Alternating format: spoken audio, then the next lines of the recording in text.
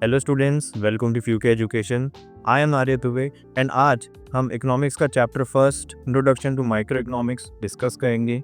हम आज इस वीडियो व लेक्चर में जो इस चैप्टर के regarding important short answer type questions हैं उनको डिस्कस करेंगे। तो हमारे पास आज कुछ क्वेश्चंस हैं जो कि प्रीवियस ईयर में काफ़ी बार आ चुके हैं, रिपीट हुए हैं। सबसे पहला question, discuss the subject matter of economics. So यहाँ पे आपको दिया है the subject matter of economics includes micro economics and macroeconomics. इस क्वेश्चन में आपसे पूछा गया है कि इकोनॉमिक्स में कौन कौन से सब्जेक्ट्स को हम पढ़ते हैं। तो यहाँ पे आपके पास दो चीज़ें आती हैं, एक आपका है माइक्रो इकोनॉमिक्स और एक आपका है मैक्रो इकोनॉमिक्स। माइक्रो इकोनॉमिक्स को क्या आप बोलते हैं, हम कैसे डिफाइन करते हैं माइक्रो इकोनॉमिक्स को? Microeconomics studies the behaviour of individual economic units of an economy like household, firm, individual consumer and producers etcetera.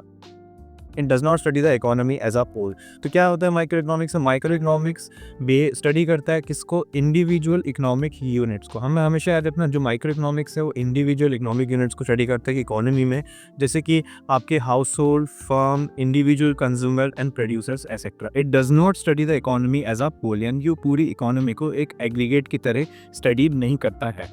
वहीं पे मैक्रो इकोनॉमिक्स को कैसे डिफाइन करते हैं? Macro economics is a part of economic theory that studies the economy as a whole, यानी कि वो पूरी इकोनॉमी को एक साथ में स्टडी करता है। सच एज नेशनल इनकम, जैसे नेशनल इनकम हो गई किसी इकोनॉमी की, किसी नेशन की, इतनी नेशनल इनकम रही है। एग्रीगेट एम्प्लॉयमेंट, एग्रीगेट वर्ड का हम मीनिंग क्या होता है? एग्रीगेट का मतलब होता है as a whole, total. General price level, general price level यानी कि इकोनॉमी में कौन से प्राइस लेवल अभी प्रिविलेंट है। Aggregate consumption, aggregate investment etcetera. ठीक है, तो ये हमारा सब्जेक्ट मैटर ऑफ इकोनॉमिक्स रहता है। कभी क्वेश्चन अगर आपसे पूछ कर जाए तो आप इसे बताएंगे कि माइक्रो और माइक्रो इकोनॉमिक्स यहाँ पे दोनों आते हैं, जहाँ पे माइक्रो इकोनॉमिक्स को आपको डिफाइन करना है एज एन क्या? As a behaviour of individual units. इस चीज़ को याद रखने के लिए आप ऐसा कर सकते हैं कि माइक्रो इकोनॉमिक्स की आई से you can remember that it is of individual units, and micro economics के ए से आप याद रख सकते हैं कि वो एक एग्रीगेट यूनिट है। जैसे यहाँ पे बोला गया इकोनॉमी एज अ होल, आप यहाँ पे रह सकते हैं कि हम इकोनॉमी को एज एन एग्रीगेट भी स्टडी करते हैं। Both words are interchangeably acceptable. Next question यहाँ पे आपको दिया है, give examples of micro and macro economy. मैं यहाँ पे माइक्रो और मैक्रो इकोनॉमी के एग्जांपल्स देने हैं, तो यहाँ पे आप बताएंगे कि कौन कौन सी चीज़ें इनके अंदर स्टडी करी जाती हैं। Two example of micro economy are individual supply and individual demand. तो यहाँ पे हमें पता है कि यहाँ पे हम इंडिविजुअल यूनिट्स को स्टडी करते हैं, तो सप्लाई को आप बोल सकते हैं इंडिविजुअल सप्लाई, यानी किसी इंडिविजुअल यूनिट की या प्रोड्यूसर की सप्लाई को आप स्टडी कर रहे हैं। और individual demand. And two examples of macro economy क्या हो जाएगा आपका? एग्रीगेट सप्लाई और aggregate demand. Total supply of an economy, total supply of all the producers existing in an economy, और total demand of the economy. Aggregate demand और aggregate supply. ठीक है, फिर नेक्स्ट क्वेश्चन है हमारा, what is the production possibility frontier. Production possibility frontier क्या होता है?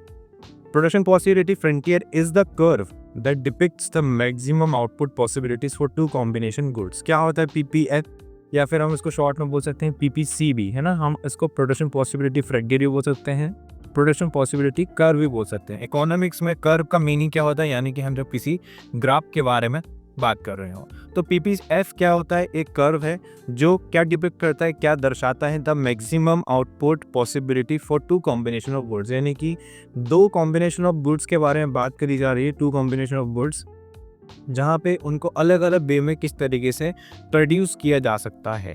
That are produced when the resources are fixed at a given period of time.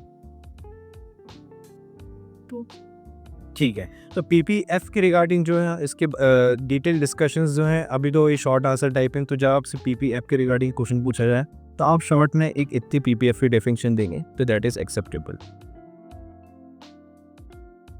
Next है, what is meant by economising of resources. Economising of resources का क्या meaning होता है? Economising of resources means that resources are to be used in such a manner that maximum output is realised per unit of input, यानी कि ऐसे resources को इस्तेमाल करना, जो भी आपकी प्रोडक्शन के दौरान जो भी आप रिसोर्स का इस्तेमाल कर रहे हैं उनका ऐसे इस्तेमाल करना जिससे कि आप मैक्सिमम आउटपुट निकाल सकें।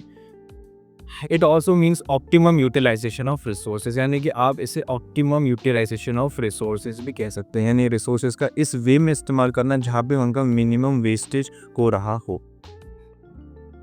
नेक्स्ट क्वेश्चन है डिफाइन अपॉर्चुनिटी कॉस्ट और give the meaning of opportunity cost. तो बोले यहाँ पे अपॉर्चुनिटी कॉस्ट की डेफिनेशन देनी है। सो अपॉर्चुनिटी कॉस्ट की डेफिनेशन जो है काफ़ी अच्छी है और हमारे पास opportunity cost is the cost of next best alternative, यानी जो अगला बेस्ट हमारे पास ऑप्शन अवेलेबल रहता है उस पर हम जब शिफ्ट करते हैं और उस पर हमें जो कॉस्ट देनी पड़ती है हम उसको क्या बोलते हैं, अपॉर्चुनिटी कॉस्ट। और question number 6, give 1-2 example of microeconomic study और name any 3 variables of microeconomic study. So okay, यहाँ पे आपसे बोला था भैया कि माइक्रो इकोनॉमिक्स के बारे में मतलब कोई 3 वेरिएबल के बारे में डिस्कस करना है, तो आप 3 बोल सकते हैं। आप बोल सकते हैं इंडिविजुअल डिमांड, किसी इंडिविजुअल की डिमांड हो सकती है, इंडिविजुअल सप्लाई और इंडिविजुअल इनकम। आप देख सकते हैं जब भी माइक्रो इकोनॉमिक्स में बात करें तो आप हमेशा इंडिविजुअल यूनिट्स के बारे में ही यहाँ पे कहते हैं। यहाँ पे तीनों की तीनों जो हमारे पास एग्जाम्पल है वो इंडिविजुअल यूनिट्स के हैं। और वहीं पे सेम क्वेश्चन अगर आपसे मैक्रो इकोनॉमिक्स के रिगार्डिंग पूछे जाए, name any 3 variables of macro economics, तो 3 वेरिएबल्स अगर आप मैक्रो इकोनॉमिक्स बोलेंगे तो आप बोल सकते हैं aggregate demand, aggregate supply and national income, है ना। एग्रीगेट डिमांड और एग्रीगेट सप्लाई यानी टोटल डिमांड और total supply of an economy, और नेशनल इनकम यानी किसी इकोनॉमी की टोटल इनकम।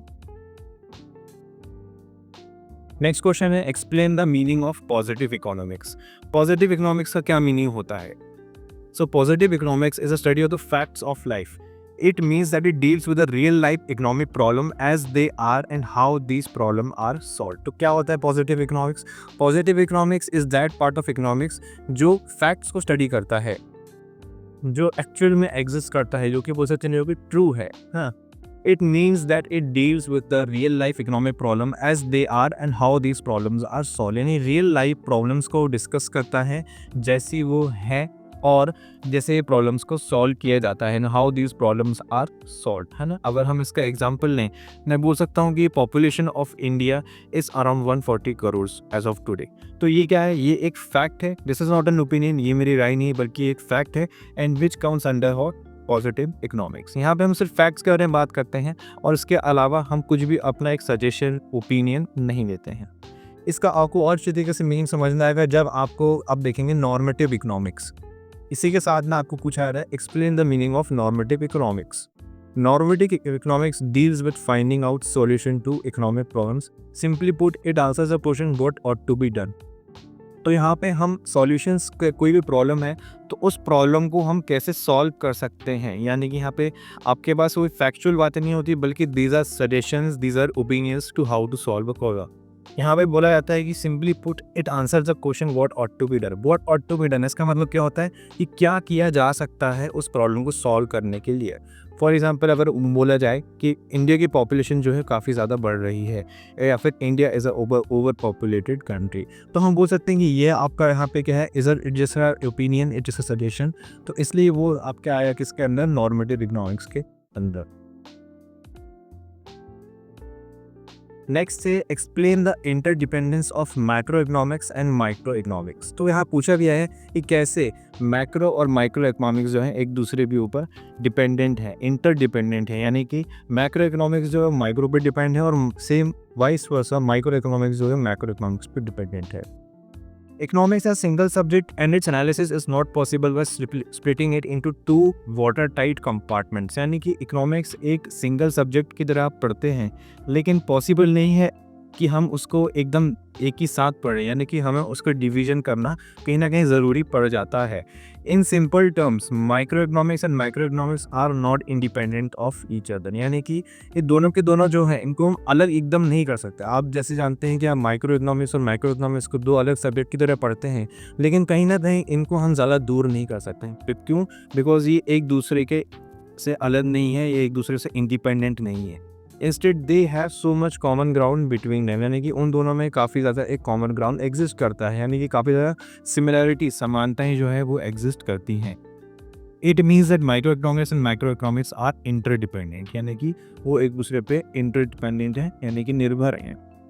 हम देखेंगे कैसे यहाँ पे पहले देखेंगे micro economics depends on micro economics, कैसे माइक्रो इकोनॉमिक्स मैक्रो इकोनॉमिक्स को डिपेंड करता है। But analysing the behaviour of a group of people the law of demand came into existence, यानी कि लॉ ऑफ डिमांड जो है वो आप जानते हैं कि वो डिमांड चैप्टर यानी माइक्रो इकोनॉमिक्स के अंदर आता है, लेकिन वो कैसे आया, by analysing the behaviour of a group of people, यानी एक ग्रुप ऑफ पीपल के बिहेवियर को एनालाइज करने के बाद ही। The general price level prevailing in the economy has a great influence on the price of a commodity, यानी कि एक जनरल प्राइस लेवल जो भी प्रिवेल है, जो मार्केट में चल रहा है, वो एक सिंगल कमोडिटी की प्राइस को भी काफ़ी हद तक एक इन्फ्लुएंस कर सकता है। तो यहाँ पे हम देख सकते हैं कि यहाँ दोनों जगह दोनों पॉइंट्स को बताया गया कैसे माइक्रो इकोनॉमिक्स इन्फ्लुएंस करती है माइक्रो इकोनॉमिक्स को।